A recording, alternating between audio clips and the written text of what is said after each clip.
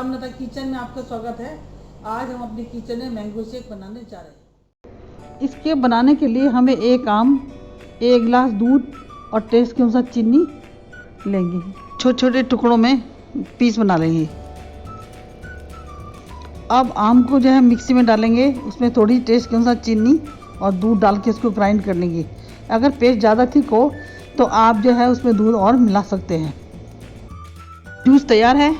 इसमें आप जो है अपने टेस्ट के अनुसार ड्राई फ्रूट भी डाल सकते हैं और इसकी वजह बड़ा स्वादिष्ट है ये। और इसकी वजह है आप चिल्ड करके ही पी सकते हैं। उसके लिए आपको बारीक टुकड़े करके बर्फ़ डालनी पड़ेगी। अगर आपको वीडियो पसंद आया हो तो आप इसे लाइक कीजिए, सब्सक्राइब कीजिए। धन्यवाद।